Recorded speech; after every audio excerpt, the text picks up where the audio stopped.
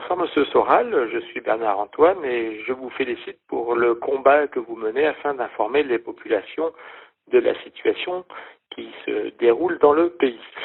J'ai une question à propos du coronavirus et j'aimerais que vous nous expliquiez à quoi va servir le coronavirus quant à l'élection présidentielle de 2022. Est-ce que ce coronavirus va permettre à l'oligarchie d'utiliser des moyens de vote électronique, ce qui permettrait d'avoir une fraude massive? Est-ce que le coronavirus va permettre à l'oligarchie de reporter ces élections ou alors de mettre en place un plan Marshall? Si vous pouviez nous éclairer sur le sujet, je vous remercie. Ça, c'est la question typique dans laquelle il y a déjà la totalité de la réponse. Moi qui ai été journaliste, j'ai appris à ne jamais faire ça. Parce que, je veux dire, oui, vous avez tout dit, monsieur. Voilà, il suffit de regarder ce qui se passe en ce moment aux États-Unis et l'élection Trump-Biden. Et ben, la soi-disant dangerosité du coronavirus a permis à Biden de ne pas faire campagne, ce qui a permis de masquer qu'il n'avait pas en fait d'électeurs et que les foules ne seraient pas déplacées pour ce vieux pédophile mouillé dans tous les scandales de la République depuis 40 ans aux États-Unis. Ça a permis d'élargir la possibilité du vote à distance dans des proportions qui ont permis une fraude délirante. Et c'est d'ailleurs le côté délirant de cette fraude qui risque de permettre à Trump de faire finalement le grand ménage au-delà même de valider son élection. Donc on voit bien que ce qui se passe aux États-Unis est souvent l'avant-garde de ce qui va se passer ensuite en France, enfin en tout cas depuis le XXe siècle.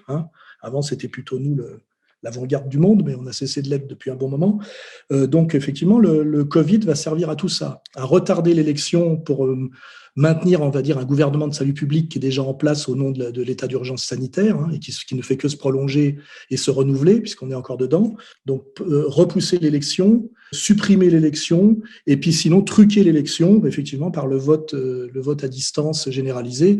On est en train de découvrir d'ailleurs grâce au travail que font les équipes de Trump que les machines qui ont permis de frauder aux États-Unis, elles ont déjà servi en France et qu'elles ont sans doute permis l'élection de Macron, car je me rappelle que le petit Vincent Lapierre s'était moqué de moi à l'époque parce que j'avais dit que selon mes informations très sérieuses que j'avais ramassées grâce à mes informateurs de faits et documents, qui sont quand même des informateurs très sérieux, à la veille du premier tour, Macron était 4e, et donc il était 4e du premier tour en réalité, grâce au trucage qui sont aussi possibles en France qu'aux États-Unis.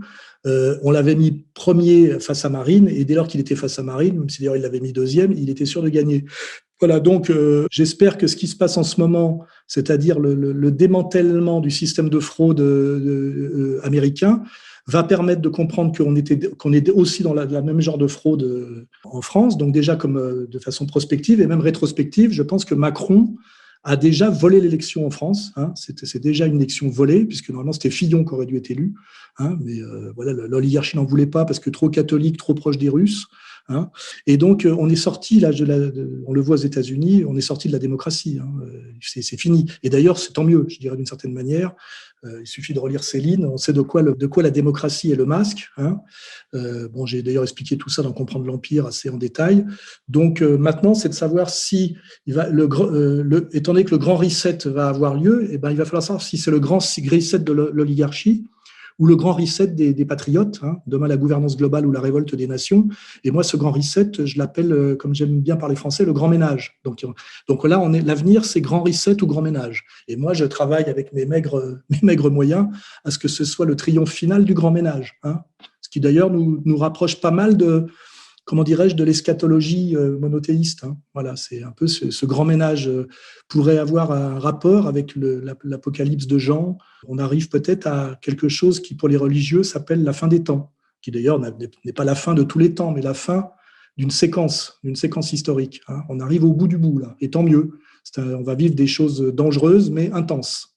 Et finalement, un vrai homme, on en parlait tout à l'heure, doit rêver d'une vie sérieuse et intense.